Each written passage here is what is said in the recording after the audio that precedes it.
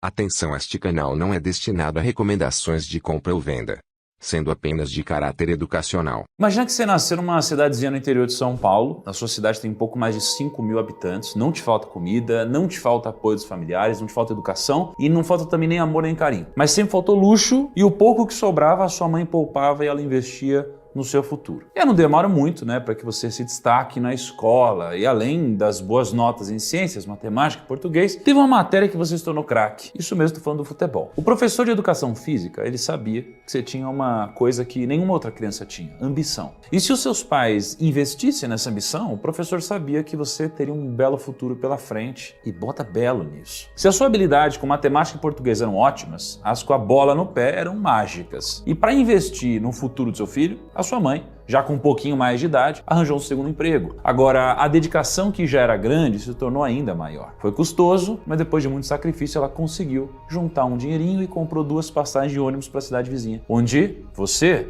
podia fazer teste, podia treinar e quem sabe até se tornar um jogador de futebol profissional. E aí você fez o teste, você voltou para sua cidade natal e passados alguns meses chega uma carta no correio de casa. Sim, o sonho estava realizado. Você tinha passado na peneira e com muita dedicação um dia se tornaria um grande jogador de futebol. Os anos eles foram passando. Você envelheceu, você se tornou um jovem com futuro promissor, muitos times europeus já sondam o seu nome como futuro camisa 10, mas tudo isso não teria acontecido sem o esforço de uma pessoa, a sua mãe. O seu salário, que hoje já está na casa dos milhares de reais, é infinitamente maior do que a sua mãe poderia um dia sequer sonhar em receber. Você poderia fazer várias coisas com dinheiro. Gastar em peças de luxo, comprar o carro do ano, gastar com mulheres, bebida e várias outras coisas que sinceramente não combinavam com você. Ao invés de torrar o seu dinheiro com uma luxúria que jamais geraria frutos, você resolveu realizar o sonho de consumo da sua mãe, ter uma casa própria. Acontece que, como você era um jogador jovem e tinha acabado de estrear no profissional, faltava dinheiro para dar a casa dos sonhos de presente para sua mãe. Mas eis que a solução bate na sua porta. Uma proposta de investimento que renderia 5% ao mês garantido. Você não conhece muito sobre o mercado de investimentos, mas você se dava bem com matemática na escola. E depois de fazer umas contas, você logo percebe que com esses 5% ao mês, você poderia realizar o sonho da sua mãe em pouquíssimos meses. Só que infelizmente o sucesso ele não aceita desaforos. Toda vez que uma pessoa troca ambição por ganância, ela perde dinheiro. E com você não foi diferente. Todo o seu patrimônio que você e sua mãe ralaram para guardar foram roubados. Aquela promessa de 5% ao mês era uma mentira e aquele sonho de dar casa própria para sua mãe se tornou um pesadelo. É lamentável, mas é real. Isso acontece todo ano com mais pessoas do que você imagina. E também pode acontecer com você, que é jogador de futebol e que não sabe administrar o seu dinheiro. Que recebeu uma herança, por exemplo, e não sabe o que fazer com todo esse patrimônio. Ou com você que já tem uma boa grana investida. Com você também que ainda não tem uma boa grana investida, vai acontecer também. Com você que não tem a menor ideia de como administrar o seu dinheiro, também vai acontecer isso. E até com você, que pode ser uma pessoa com mais de 200 de QI, mas que está sujeita a sucumbir pela ganância. Só para você ter uma noção, como literalmente qualquer pessoa pode perder dinheiro no mercado, um dos maiores gênios da humanidade, o senhor Isaac Newton, ele sucumbiu à ganância e ele perdeu dinheiro no mercado financeiro. O ano era 1720, quando Newton, que era reconhecido até então como o principal cientista da época, ele era muito admirado por ter definido as leis da gravidade, além de ser chefe da Casa da Moeda Britânica. Ele comprou ações da Companhia dos Mares do Sul por 175 libras. 3 meses depois,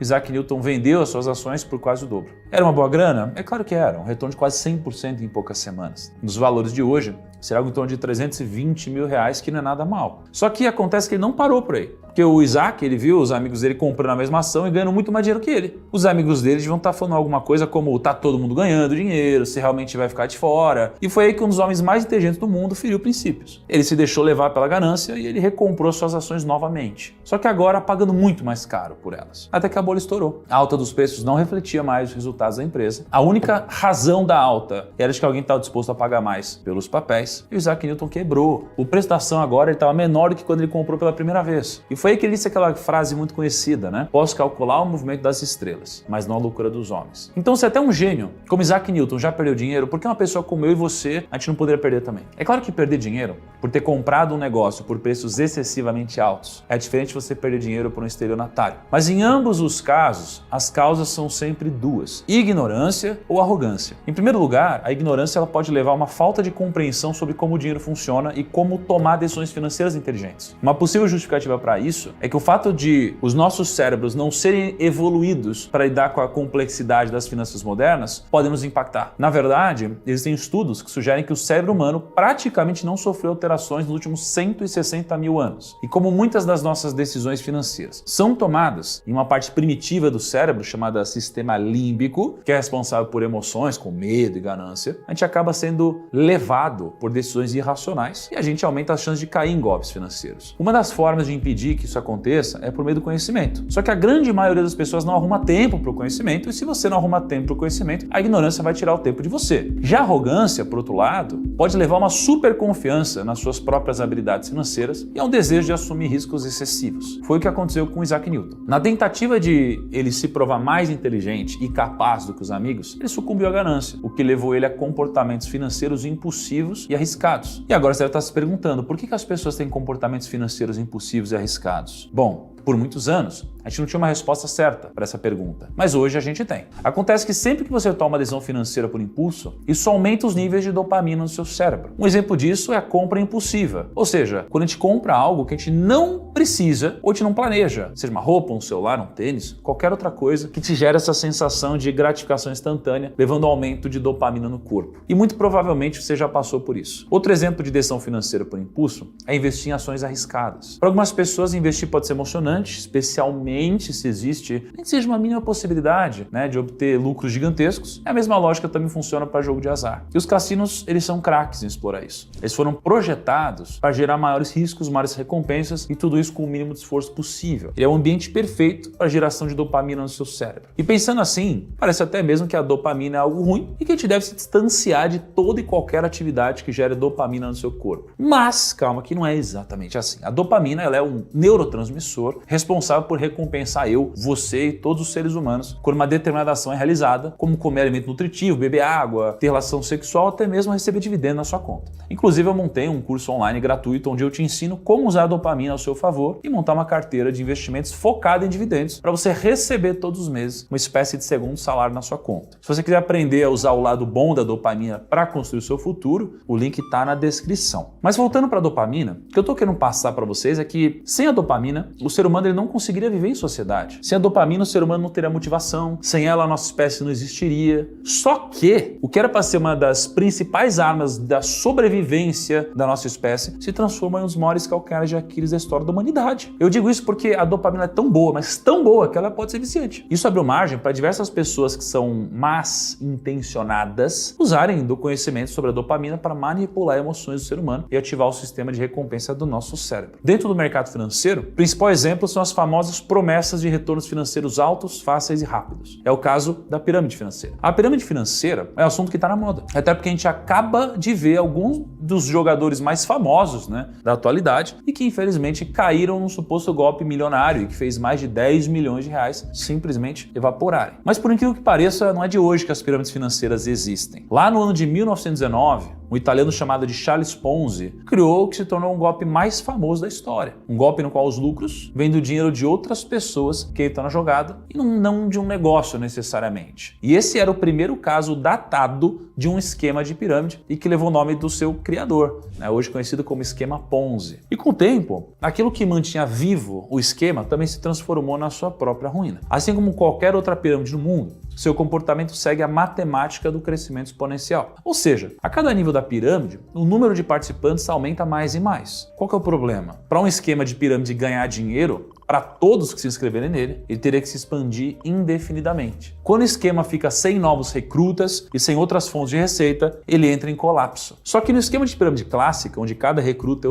obrigado a recrutar mais 6 novas pessoas, a progressão ela é exponencial e etc., isso aqui se torna insustentável a partir da 12ª camada. Na primeira camada, a gente tem 6 pessoas fazendo parte do esquema. Na segunda, a gente tem 36, logo em seguida 216, depois 1296, 7776, 46, depois 46.656, até que na 12ª camada a gente tem 2,2 bilhões de pessoas no esquema. Nesse caso, os 2,2 bilhões de pessoas na 12ª camada serão obrigados a recrutar mais de 13,1 bilhões de pessoas na 13ª. O único pequeno detalhe que impede que isso aconteça é que no ano de 2022 o planeta Terra chegou na marca histórica de 8 bilhões de pessoas. Ou seja, a partir da 13ª camada já não tem mais gente suficiente para sustentar um esquema de pirâmide no mundo inteiro. Bom, acho que com tudo que eu já contei até aqui, já ficou claro algumas formas de se identificar uma pirâmide financeira. A primeira delas são as promessas de retorno rápido e fácil. Os fundadores do esquema de pirâmide financeira geralmente prometem altos retornos financeiros com pouco ou praticamente nenhum esforço. O segundo ponto é o recrutamento de membros. Então, o esquema de pirâmide financeira geralmente requer que os participantes recrutem novos membros para ganhar dinheiro, e esses novos membros precisam recrutar mais pessoas para a pirâmide continuar. Terceiro ponto é a falta de produtos ou serviços reais. Então, os esquemas de pirâmide financeira geralmente não possuem produtos ou serviços reais, ou seus produtos são de qualidade duvidosa, são apenas uma fachada para atrair mais investidores. O quarto ponto é a estrutura em forma de pirâmide. Os participantes eles são organizados em diversos níveis dentro da estrutura em forma de pirâmide, com fundadores no topo e os novos membros na base. Os fundadores, obviamente, recebem a maior parte do dinheiro, enquanto os membros da base ganham muito pouco ou nada. O quinto ponto é a necessidade de investimento inicial. Os participantes precisam investir dinheiro para se juntar ao esquema de pirâmide financeira. É quase como um ingresso que o novo integrante compra para poder participar do esquema. O sexto ponto é a dificuldade de obter lucro. Então, à medida que o esquema da pirâmide financeira cresce, fica mais difícil para os membros da base obterem lucro, já que eles precisam recrutar cada vez mais pessoas para ganhar dinheiro. E o sétimo ponto é a falta de transparência. Os fundadores do esquema de pirâmide geralmente não fornecem informações claras e precisas sobre o funcionamento do esquema e muitas vezes tentam ocultar ou minimizar os riscos envolvidos, dizendo que existe uma garantia em pedras preciosas, terreno, ouro ou criptomoedas e tokens, que tem ficado cada vez mais comum, ou várias outras coisas, tá? Agora deixa eu consolidar algumas coisas importantes aqui para você. Primeiro de tudo, se você caiu em um golpe ou você conhece alguém que já caiu em golpe, não tenha vergonha. O verdadeiro aprendizado ele não está no ato de errar, mas o que a gente faz a partir do erro. Investir não foi feito para ser estressante, muito menos para causar algum desgaste emocional, seja para você ou para sua família. Investir é a multiplicação de patrimônio através de diversificação, de disciplina, de paciência e de longo prazo. É isso que constrói renda. Segundo, golpes e pirâmides financeiras são muito mais comuns do que você imagina. Uma pesquisa da Federação Brasileira dos Bancos aponta que 22% dos brasileiros já foram vítimas de pelo menos um dos 17 golpes financeiros mais comuns do Brasil. E, inclusive, isso só mostra que mesmo já fazendo 7 anos que eu ensino publicamente às pessoas sobre como cuidarem do dinheiro delas, a minha missão por aqui está apenas começando. Em terceiro lugar, não busque conselhos ou dicas quentes no mercado financeiro, busca o conhecimento que vai te permitir tomar decisão. A gente geralmente quer sempre o caminho mais fácil, o caminho da informação mastigada, mas quando a gente faz isso, a gente vira escravo da opinião dos outros. É quase que um suicídio, principalmente quando isso aqui acontece na Bolsa de Valores. E quarto e último ponto é que por mais que eu tente, é praticamente impossível educar financeiramente todo o Brasil. Então nem todo mundo quer aprender, nem todo mundo tem tempo para aprender, e nem todo mundo sabe como investir, e nem todo mundo tem vontade de cuidar do seu próprio dinheiro. Por isso, se você está vendo esse vídeo, você é um jogador de futebol, vai ser um imenso prazer ajudar vocês, de alguma forma, ensinando um pouco de conhecimento que eu adquiri, depois desses 7 anos produzindo conteúdo e mais 7 anos trabalhando no mercado financeiro. E não só vai ser uma honra, como a gente tem uma consultoria de investimentos aqui no Grupo Primo chamado Portfel. Então, se você for um jogador de futebol, eu sei que muitos de vocês me conhecem, mandam mensagem para o Instagram. Se vocês precisarem de alguma ajuda, me mandem um direct